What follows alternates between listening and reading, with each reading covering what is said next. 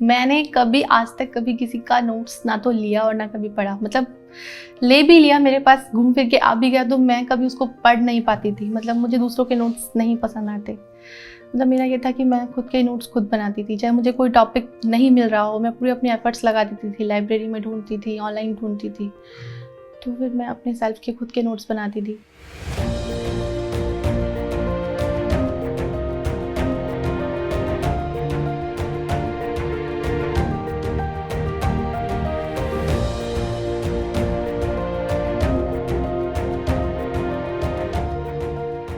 Hi everyone, welcome to Commonality with Toppers, an initiative by an academy.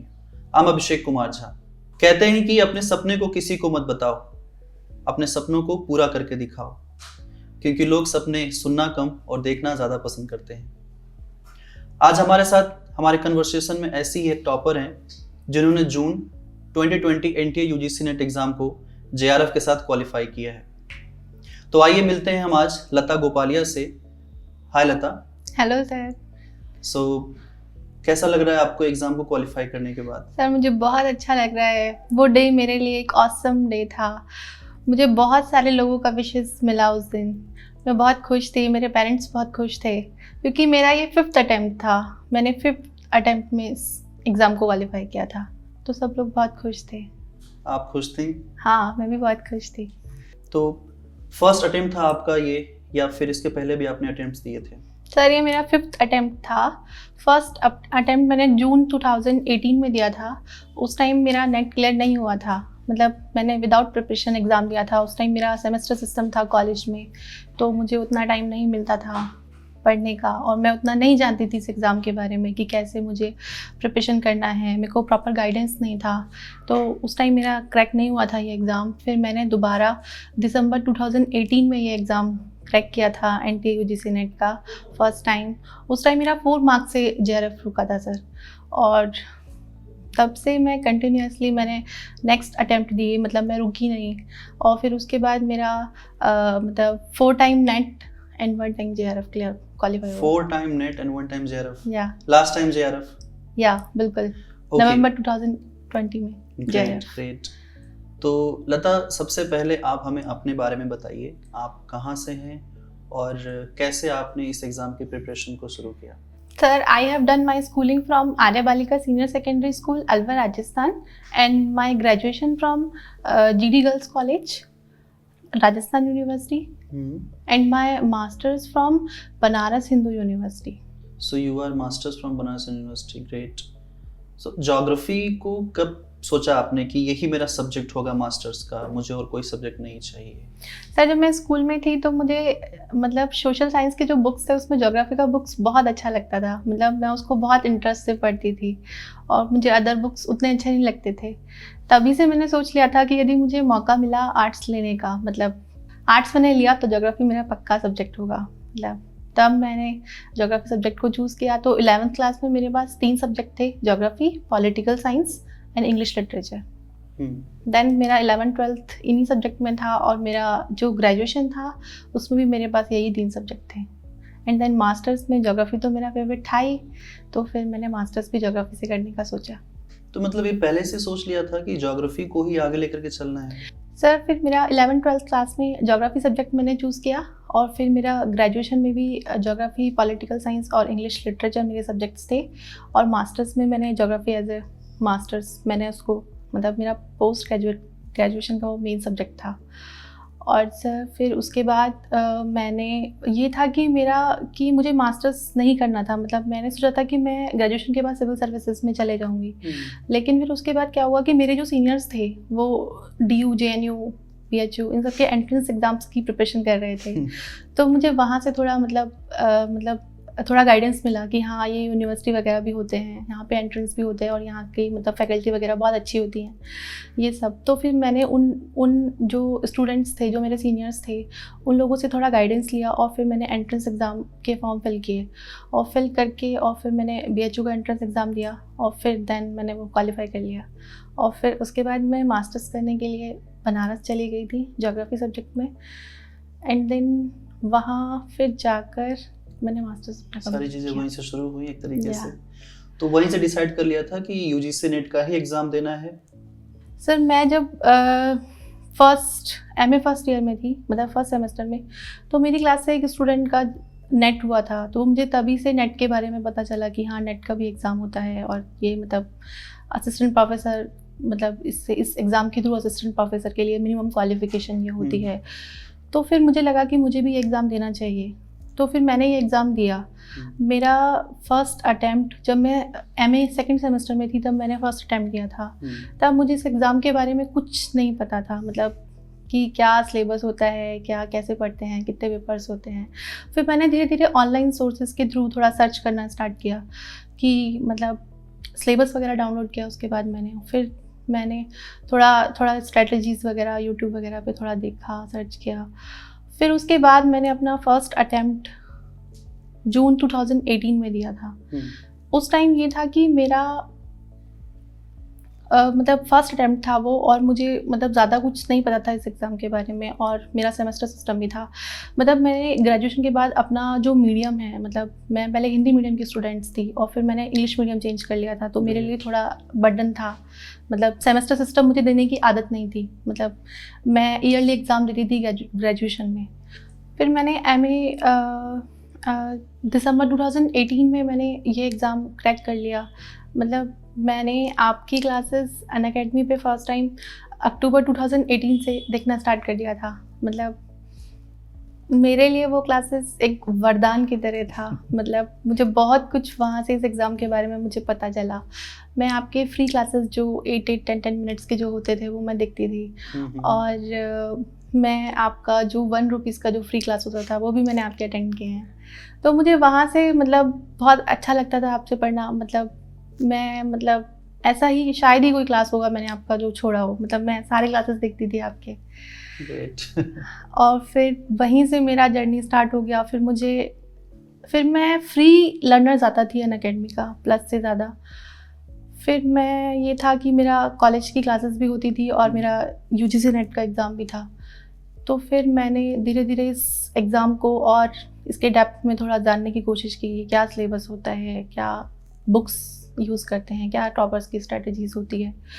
फिर मेरे masters का जो BHU का जो सिलेबस होता है वो काफ़ी अच्छा होता है। मतलब ये था कि 70% तक सिलेबस मैच होता है, मतलब मास्टर्स का जो सिलेबस होता है उससे। तो जो मैंने मास्टर्स में पढ़ा था और जो मैंने ग्रेजुएशन में पढ़ा था ज्योग्राफी, वो उसने मेरा बहुत हेल्प किया। मैं स्टार्टिंग से ही मतलब बुक से पढ़ना पसंद करती थी। मैंने कभी गाइड बुक का सहारा नहीं लिया। मतलब इस एग्ज़ाम की प्रिपरेशन में भी मैंने कोई गाइड बुक मतलब नहीं पढ़ी थी। हालांकि मैंने ख़रीद ली थी, लेकिन मैंने उसको मतलब नहीं पढ़ा, बिल्कुल इसका एक चैप्टर नहीं पढ़ा मैंने। मुझे ज़रूरत नहीं लगी। मुझे मतलब ये था कि मैं ऑथेंटिक बुक्स ही पढ़ती थी। मतलब मैं बहुत सर्च करके बुक लेती थी। मतलब मुझे किसी ने सजेस्ट किया ये बुक, तो मैं पहले उसको खुद से एक बार देख लेती थी, मतलब कि वास्तव में ये मेरे लिए सही है या नहीं है, मतलब वास्तव में ये अच्छी बुक है या नहीं है। उसके बाद ही मैं उसको मतलब परचेस करती थी। और फिर उसके बाद ये था कि ज्योग्राफी के जितने भी जो फेमस बुक है, लाइक सविंद्र सिंह का बुक, माजिद हुसैन का बुक, तो फिज़िकल ज्योग्राफी के लिए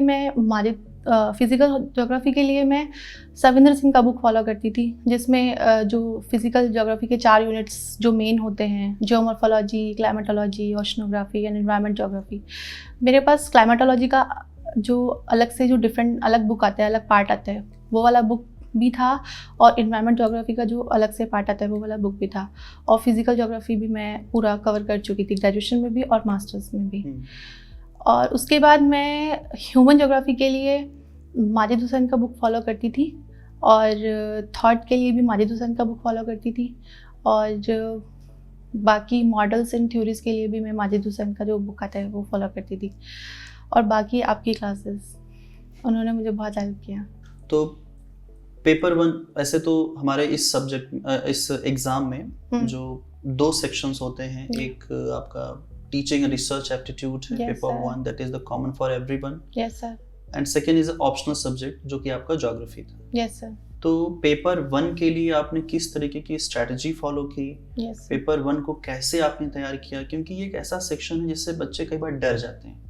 एक तो चूंकि वो पहले कभी पढ़े नहीं होते इसको, और अचानक से पढ़ना पड़ता है। Yes sir. चूंकि मास्टर्स ग्रेजुएशन करते हुए सब्जेक्ट को हम बहुत अच्छे से समझ लेते हैं, लेकिन पेपर 1 को हम समझ ही नहीं पाते हैं, इसलिए वो हमें डराता है। तो आपने इस डर को कैसे भगाया? सर मैंने पेपर 1 ये था कि मैं पेपर 1 केवीएस मदान की बुक से पढ़ा था और मैं अनअकैडमी की जो क्लासेस होती थी पेपर 1 की वो मैं पढ़ती थी। पीपल एंड एनवायरनमेंट मैंने पूरा आप ही से पढ़ा था, रिसर्च भी मैंने आप ही से पढ़ा था और बाकी अदर एजुकेटर्स की क्लासेस में देखती थी, नवीन सर का क्लासेस में देखती थी, तलवीर सर का भी देखती थी। यहीं से मैंने कवर किया था, पूरा अनअकैडमी से ही मैंने कवर किया था पेपर 1 को।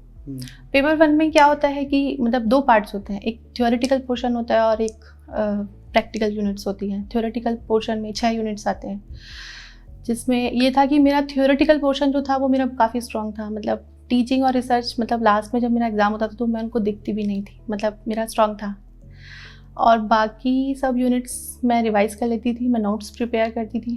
क्लासेस के टाइम पे मैं रनिंग नोट्स प्रिपेयर करती थी एंड देन उसके बाद मैं सारे मतलब ये था कि पेपर 1 का मैं सारे यूनिट्स का पहले मैंने नोट्स प्रिपेयर कर लिया था और सिलेबस के अकॉर्डिंग, और उसके बाद देन मैंने लास्ट में जब मैं उन्हीं नोट्स को रिवाइज करती थी सर पेपर 1 के लिए। और पेपर 2 में ऐसा था कि मेरा स्ट्रॉन्ग ही था, मतलब मैं अराउंड 60 से अबव क्वेश्चंस मेरे हमेशा करेक्ट होते थे। मतलब मेरा फर्स्ट अटेम्प्ट था तब भी और लास्ट था तब भी, मतलब 60-70 क्वेश्चंस के बीच में मैं रहती थी, मतलब 60 to 70 क्वेश्चंस के बीच में 68-65 इतना मैं क्वेश्चंस करेक्ट कर लेती थी पेपर 2 में। मतलब वो मेरा स्ट्रॉन्ग ही था। और बाकी मैं ऑनलाइन सोर्सेज का काफ़ी यूज़ करती थी। मतलब मैं सुदर्शन सर की क्लासेस देखती थी यूपीएससी कैटेगरी में, रिजवान सर की क्लासेस देखती थी, मुझे बहुत अच्छा लगता था। और मतलब मेरा जो ये पूरा जर्नी रहा है उसमें मेरे ऑनलाइन सोर्सेज जो है उन्होंने मेरा बहुत हेल्प किया है। लाइक अनअकैडमी तो मेरे लिए मतलब मैंने बहुत सारे लोगों को सजेस्ट किया है अनअकैडमी के लिए, जो मेरे जूनियर्स थे, जो मुझसे पूछते हैं आपने कहाँ से क्या कैसे किया। मतलब इस एग्ज़ाम को यदि आपको क्रैक करना है तो आप अनअकैडमी ज्वाइन कर सकते हैं, आपको बहुत अच्छे बेनिफिट्स उससे मिलेंगे, मतलब आप बहुत कुछ सीखेंगे। मैं 4 साल से पढ़ा रहा हूँ। मेरे कोर्सेज में मैं सिर्फ आपको ये नहीं बताऊंगा कि क्या पढ़ना है और कहाँ से पढ़ना है, बल्कि ये भी बताऊंगा कि कैसे पढ़ना है और एग्ज़ाम को कैसे क्लियर करना है। मैं हर लेसन आपको सामने रख के बनाता हूँ। रियल लाइफ एग्जाम्पल्स और निमोनिक्स के जरिए आई मेक श्योर कि आपको हर चीज़ क्रिस्टल क्लियर हो जाए। मेरी गाइडेंस में हज़ारों स्टूडेंट्स ने ये एग्ज़ाम क्लियर किया है और मैं चाहता हूँ कि आप भी ये एग्ज़ाम क्लियर करें। मैं हूं तलवीर सिंह, मैं पढ़ाता हूं पेपर 1 कॉमर्स और management for NTA UGC net. मेरी लाइव क्लासेस देखने के लिए अनअकैडमी प्लस को सब्सक्राइब करें। क्वेश्चन की बात की आपने 60, 67, 70 क्या एक परफेक्ट क्वेश्चन हो सकता है किसी स्टूडेंट के लिए? कई बार वो पूछते हैं कि अगर आपको इस एग्जाम को क्वालिफाई करना है तो मिनिमम नंबर ऑफ क्वेश्चंस कितने आप करेक्ट करो ताकि आप फाइट में रहो और आपका जेआरएफ भी क्वालिफाई हो जाए। आपको क्या लगता है? सर मुझे लगता है कि इस एग्ज़ाम को क्रैक करने के लिए आपको अपने पेपर 2 के अंदर जो आपका मेन सब्जेक्ट है उसके अंदर आपको आउट ऑफ 100 क्वेश्चंस में से आपको 65 प्लस क्वेश्चन तो करेक्ट करने ही होंगे। और यदि आप 62-64 तक करते हो तो आप नेट क्लियर कर सकते हो। 65 प्लस रखेंगे, मतलब 70 प्लस रखेंगे तो वो आपके लिए बेनिफिट ही है। उससे क्या आपका पेपर 1 पे जो बर्डन होता है वो थोड़ा कम हो जाता है। तो 65 प्लस 70 प्लस परफेक्ट स्कोर मेरे हिसाब से। ओके, पेपर 1 का क्या रहेगा इसमें अगर क्वेश्चंस की बात करें हम तो? सर पेपर 1 में मेरा ये था कि जब भी मैंने फर्स्ट टाइम अटैम्प्ट दिया था तो मेरा 22 क्वेश्चंस करेक्ट हुए थे फर्स्ट अटैम्प्ट में। और उसके बाद जब मेरा लास्ट टाइम एग्ज़ाम जब क्रैक हुआ था तो मेरे उसमें 35 क्वेश्चंस करेक्ट हुए थे। तो ऑन एन एवरेज आपको ये है कि 35 क्वेश्चंस आपको करेक्ट करने ही होंगे। मतलब आपको यदि जेआरएफ चाहिए तो आपको 35 प्लस क्वेश्चन करेक्ट करके रखने हैं। अब 35 के जितना प्लस में रहेगा उतना आपके लिए बोनस है, और 35 से बिलो रहेगा तो जेआरएफ होने का चांस थोड़ा कम रहता है। आप कुछ सजेस्ट करेंगे कि अगर 35 क्वेश्चंस पेपर 1 में करेक्ट करने और किसी का ह्यूमैनिटीज अच्छा नहीं है, किसी का मैथमेटिक्स अच्छा नहीं, क्योंकि उसमें दो सेक्शंस होते हैं, मैथमेटिकल और थ्योरेटिकल सेक्शंस, क्या सजेस्ट करोगे आप इन दोनों को बैलेंस करने के लिए कि लर्नर्स दोनों के साथ चल सकें और 35-40 क्वेश्चंस करेक्ट कर सकें? सर पेपर 1 का ये था कि मेरा जो थ्योरी पार्ट था वो स्ट्रॉन्ग था और मेरा प्रैक्टिकल यूनिट्स जो था वो थोड़ा वीक था। मतलब मुझे मैथ्स और डीआई, मतलब मैं बिल्कुल वीक भी नहीं थी उसमें, लेकिन हाँ ये है कि मैं परफेक्ट भी नहीं थी उसमें। तो मैं मतलब उसके लिए मैं प्रैक्टिस करती थी, मतलब डीआई का मैंने प्रैक्टिस किया था। प्रीवियस ईयर क्वेश्चन पेपर से मैंने सारे डीआई सॉल्व कर लिए थे 2004 से लेकर 2019 तक के। देन मुझे धीरे धीरे डीआई पे कमांड हासिल हुआ एंड लास्ट टाइम जब मैंने एग्ज़ाम दिया था तो डीआई में मेरा 5 क्वेश्चंस पूरे करेक्ट हुए थे। और मैथ्स में भी ये था कि कुछ टॉपिक्स थे जो मुझे थोड़ा मतलब टफ लगते थे, मतलब मुझसे नहीं होते थे, like simple interest, compound interest. लेकिन ये था कि मैं मैथ्स के लिए तलवी सर का क्लासेस देखती थी, तो हो जाता था उससे। हाँ। तो मतलब ऐसा नहीं है कि एक लर्नर अगर चाहे उसका मैथमेटिक्स स्ट्रांग नहीं है तो वो इस एग्ज़ाम क्वालिफाई नहीं कर पाता। कई नहीं। बार बच्चे बोलते हैं कि सर मेरा ये नहीं स्ट्रांग है, मेरा जेआरएफ नहीं हो पाएगा। नहीं, ऐसा नहीं है ऐसा भी पॉसिबल है कि अगर आपका ये सेक्शन वीक है तो भी आप उसे स्ट्रांग कर सकते हैं। या सर कितना समय लग सकता है अगर हम एग्जाम, जैसे 6 मंथ का गैप है हमारे पास, यस सर, और उस 6 मंथ के ड्यूरेशन में अगर आपको पेपर 1 का मैथमेटिकल सेक्शन स्ट्रांग करना है तो व्हाट डू यू थिंक कि एग्जैक्ट इतना टाइम अगर हम दे सकें उसे तो हमारे इतने नंबर ऑफ क्वेश्चंस करेक्ट हो जाएंगे? सर मैथमेटिकल का ये है कि आप जितना प्रैक्टिस करोगे आपके लिए उतना ही अच्छा होगा। मतलब आपको प्रैक्टिस करना बहुत ज़रूरी है। प्रैक्टिस करने से मैथ्स बन जाती है, हो जाता है।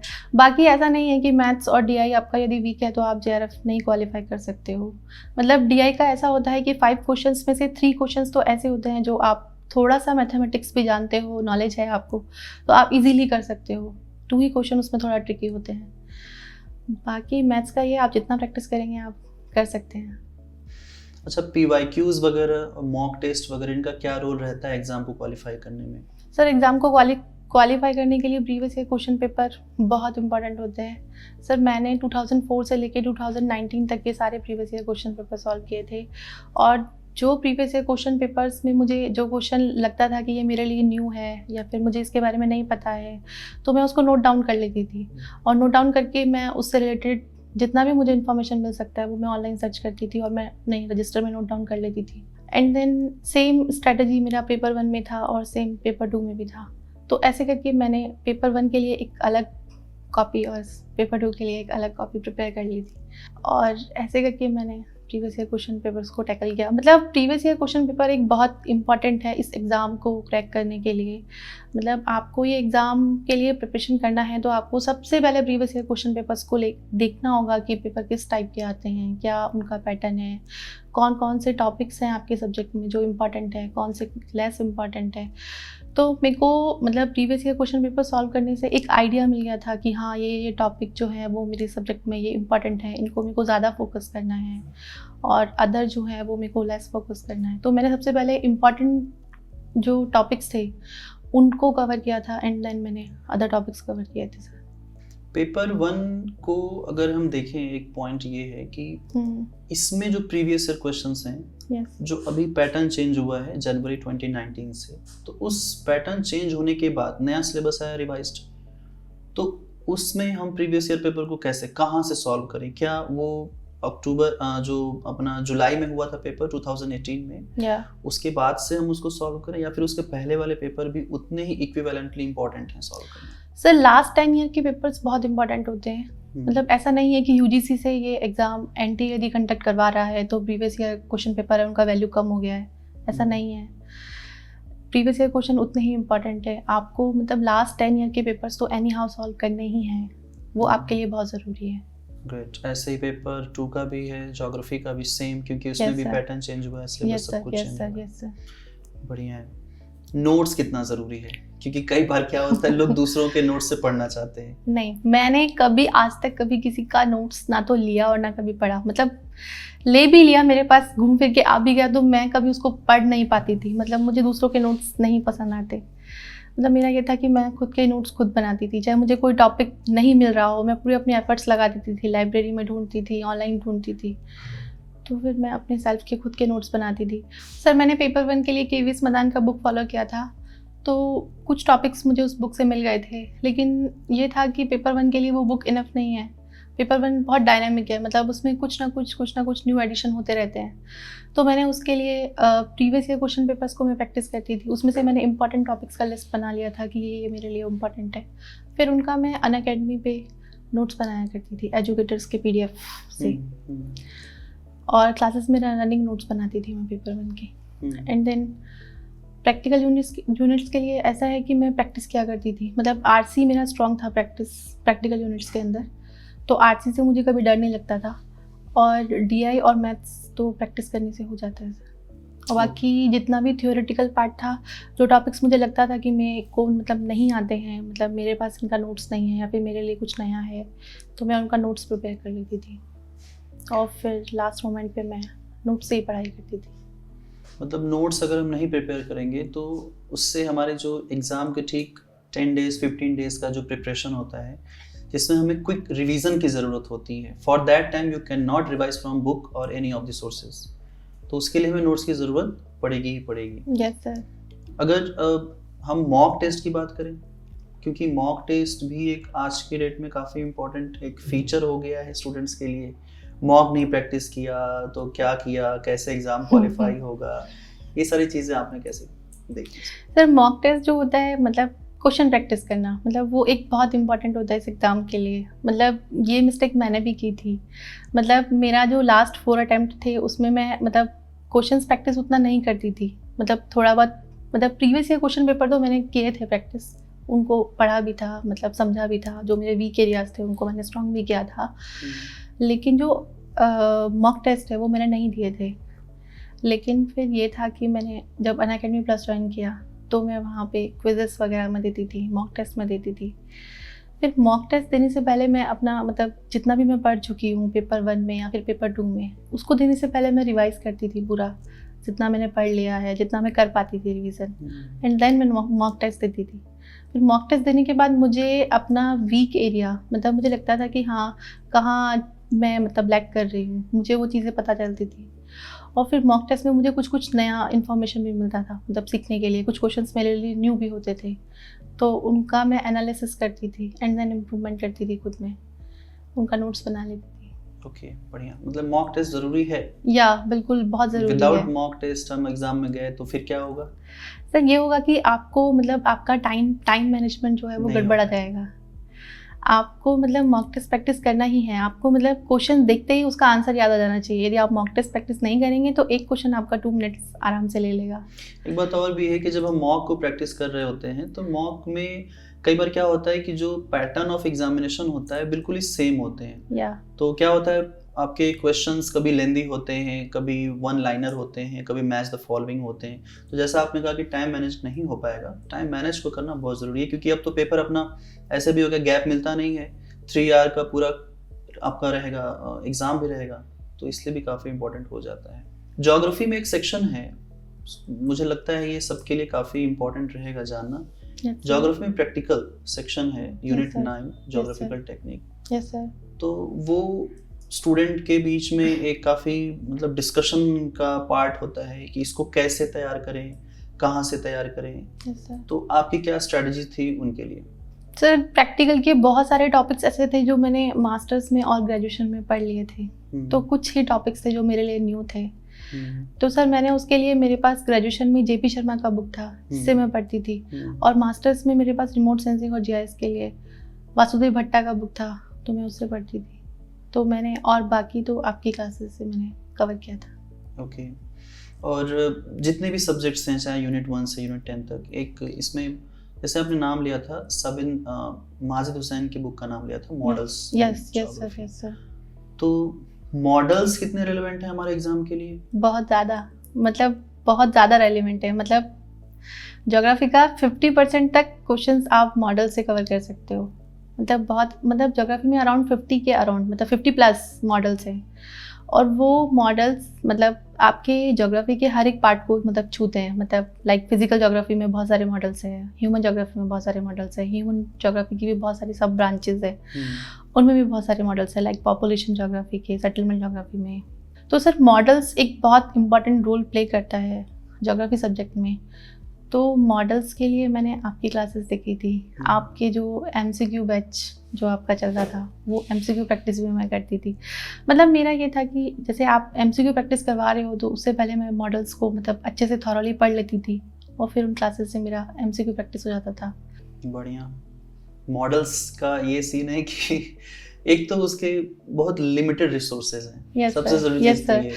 वो जो माजिद हुसैन का जो बुक है मॉडल्स एंड थ्योरीज वाला, लेकिन उसमें कंप्लीट मॉडल्स नहीं मिलते हैं। और जब से एनटीए का जब से सिलेबस आया है, न्यू सिलेबस, तो उसमें बहुत सारे न्यू मॉडल्स ऐड हो गए हैं सर। तो फिर सर मैं आप ही की क्लासेस से देखती थी और ऑनलाइन मिल जाता था कोई, तो फिर वहाँ से नए वाले मॉडल्स है ना कि हमारे एकेडमिक्स में भी कहीं पर ऐड नहीं हुए यस सर, यस सर। अगर वो एकेडमिक में रहे होते तो Yes, उनके sir. ऊपर भी कुछ ना कुछ बुक्स मार्केट में आ गए होते। Yes sir. ये सबसे बड़ा प्रॉब्लम रहता है। तो अगर हम बात करें इस सब्जेक्ट को समझने की, शुरुआत करने की, चाहे हम इस एग्ज़ाम को समझें कि इसकी शुरुआत कब से की जाए, एक नया स्टूडेंट जो चाहता है कि मुझे इस एग्ज़ाम की ही तैयारी करनी है, तो कब से उसके दिमाग में ये आइडिया आ जाना चाहिए कि नहीं यही वो टाइम है जब मुझे इस एग्ज़ाम के बारे में सोचना शुरू कर देना चाहिए? सर मेरे अकॉर्डिंग एमए प्रीवियस में करना चाहिए। एमए प्रीवियस एक बेस्ट टाइम होता है। उस टाइम आप मतलब मास्टर्स कर रहे होते हो, आपके पास लाइब्रेरी रिसोर्सेज वगैरह होते हैं, आप बहुत सारे अच्छे अच्छे अपने प्रोफेसर्स टीचर्स वगैरह से मिलते हो, बहुत कुछ जानने को मिलता है आपको। तो मेरे अकॉर्डिंग मास्टर्स का प्रीवियस ईयर ज़्यादा बेटर है। कई बार हमारे पास क्वेश्चंस आते हैं लर्नर्स के कि सर मैं अभी ग्रेजुएशन में हूँ, Yes, क्या sir. मैं तैयारी कर सकता हूँ? क्योंकि उस वक्त तो हमारे पास सब्जेक्ट का चॉइस नहीं होता है, वो Yes, तो उसके sir. बाद ही मिलेगा। Yes sir. तो क्या ये सही है उनको अभी से सोचना इस एग्जाम के लिए, अपने सब्जेक्ट को चूज करने के लिए?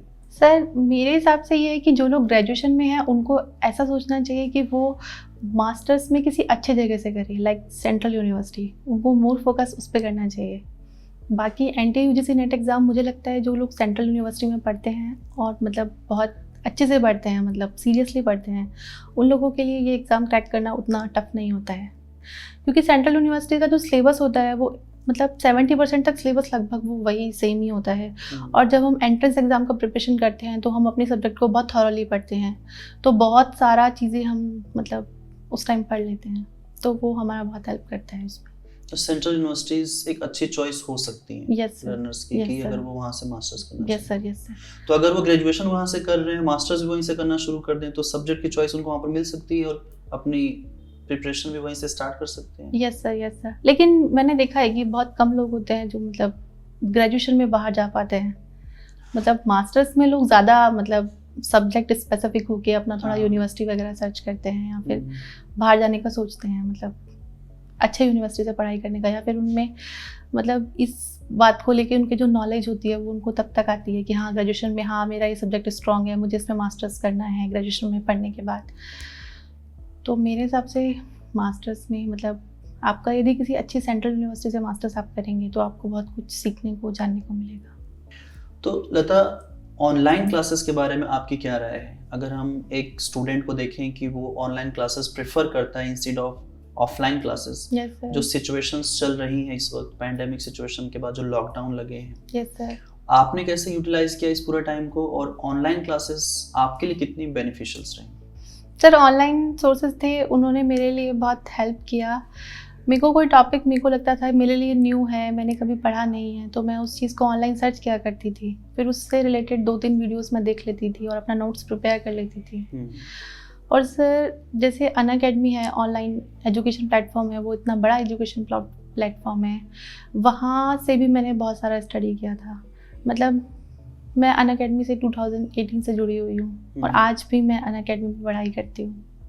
आगे आपके Now. ड्रीम्स असिस्टेंट प्रोफेसर के होंगे? या तो सर मेरे को असिस्टेंट प्रोफेसर बनना है, तो उसके लिए मेरे को वही अपना सब्जेक्ट पे कमांड Subject. बनाना है, तो मैं अभी स्टिल अनअकैडमी से पढ़ाई करती हूँ। गुड। जब आप प्रिपरेशन कर रहे थे, कई Yes, बार sir. होता है स्टूडेंट्स ब्रोक डाउन हो जाते हैं।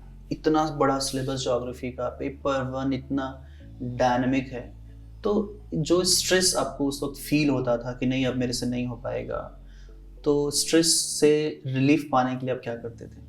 सर स्ट्रेस से रिलीफ पाने के लिए मुझे मतलब कुकिंग करना बहुत अच्छा लगता है। मतलब मैं कुकिंग करती थी, गाने सुनती थी और थोड़ा बहुत गार्डनिंग का मुझे थोड़ा स्ट्रेस में रहते हुए कभी ऐसा नहीं हुआ कि दाल में नमक ज़्यादा पड़ गया? नहीं कुकिंग करते वक्त ऐसा नहीं हुआ? नहीं हाईली कॉन्सेंट्रेटेड। बढ़िया है। तो thank you so much Lata for those wonderful answers. और हमने बहुत सारी बातें की, हमने पूरी प्रिपरेशन स्ट्रेटजी के बारे में बात कर लिया, paper 1, paper 2, mock test, PYQs yes sir, and the study materials also. Yes sir. तो अभी हम अपने कन्वर्सेशन के नेक्स्ट राउंड पे पहुंच गए हैं, रैपिड फायर राउंड, जिनमें Yes, मैं sir. आपसे कुछ क्वेश्चंस पूछूंगा और आपको उनके फटाफट आंसर्स करने हैं. Yes sir. So ready?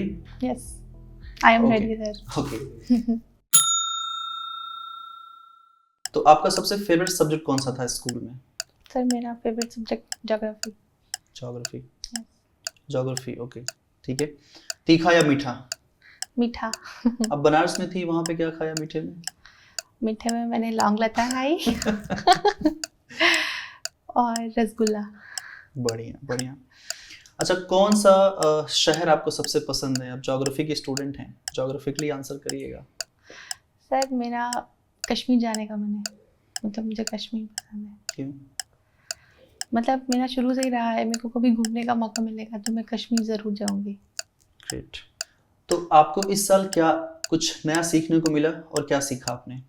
Sir मैंने बहुत कुछ सीखा. मैंने ये सीखा कि हमें हार्ड वर्क करते रहना चाहिए. हमें कभी भी अपने फेलियर जो है उससे डिसअपॉइंट नहीं होना चाहिए. एक ना एक दिन सक्सेस ज़रूर मिलेगी. तो लता, आपको अगर कोई नया लैंग्वेज सीखने का मौका मिले तो आप कौन से लैंग्वेज को सीखना चाहोगे? फ्रेंच. फ्रेंच. या क्यों? सर क्योंकि वो मोस्ट पॉपुलर है. ओके.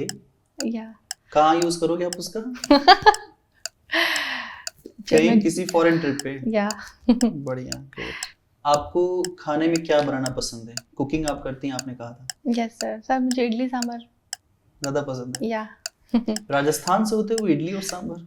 सर मतलब इडली सांभर मुझे पसंद है, लेकिन मैं दाल बाटी चूरमा भी बना सकती हूँ. राजस्थानी डिश. या गुड. लता, आपकी सबसे फेवरेट मूवी कौन सी है? 3 इडियट्स. 3 इडियट्स से क्यों? सर उस मूवी को देखने से बहुत मोटिवेशन मिलता है. बहुत कॉमेडियन मूवी है. मोटिवेशन वाली देखते बात हैं. अच्छी है. या गुड. ओके लता, तो 24 आवर्स में से कितने घंटे आप पढ़ाई कर सकते हो? 8 to 10 आवर्स. 8 to 10 hour. इतनी स्ट्रेंथ होती है? या सभी कर सकते हैं इतना? बिल्कुल कर सकते हैं. Good. So thank you so much Lata, और इतने अच्छे कन्वर्सेशन के लिए अनअकैडमी की तरफ से आपके लिए एक छोटा सा गिफ्ट हैम्पर है. This is for you. Thank you sir. तो अब चलते चलते मैं चाहूँगा कि आप हमारे सभी स्टूडेंट्स के लिए जो आने वाला एग्ज़ाम है उसके लिए कुछ मोटिवेशनल बातें उनको कहें, जिससे कि वो एग्ज़ाम को लेकर के थोड़े हल्के फील करें और अच्छे से कॉन्फिडेंटली एग्ज़ाम को क्वालिफाई कर पाएँ. मैं लर्नर्स को बस यही एडवाइस देना चाहूँगी कि आप लोग मोटिवेट रहिए, फोकस्ड रहिए, अपने कंटिन्यूस एफर्ट्स लगाते रहिए. आपको सक्सेस ज़रूर मिलेगी. आप लोग इस एग्ज़ाम की तैयारी में आप पेपर 1 को नेगलेक्ट नहीं कर सकते हैं. आपको पेपर 1 और पेपर 2 दोनों को साथ साथ लेकर ही चलना होगा.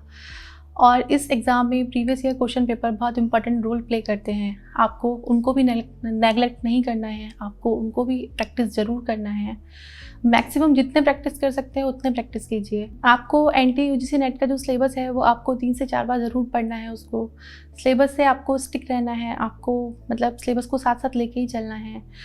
और ज्योग्राफी में जो है वो मॉडल्स और थ्योरीज जो होते हैं वो बहुत इंपॉर्टेंट रोल प्ले करते हैं इस एग्ज़ाम को क्रैक करने में. तो आप मोर फोकस उन पे रखिएगा तो आप ज़रूर इस एग्ज़ाम को क्रैक कर सकते हैं. All the best for your next upcoming UGC NET exam.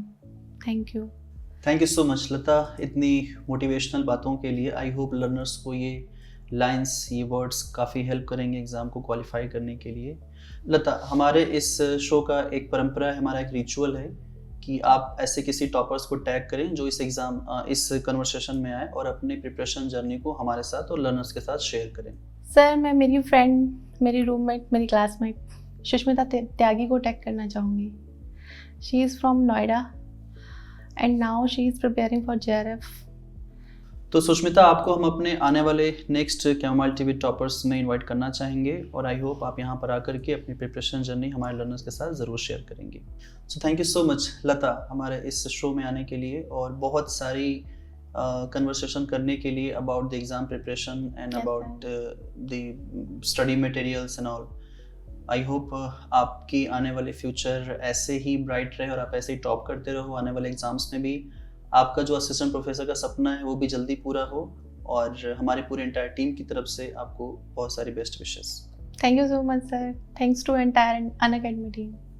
So I hope आपको ये कन्वर्सेशन काफ़ी पसंद आया होगा. हम ऐसे ही दूसरे कन्वर्सेशन में आपसे ज़रूर मिलेंगे.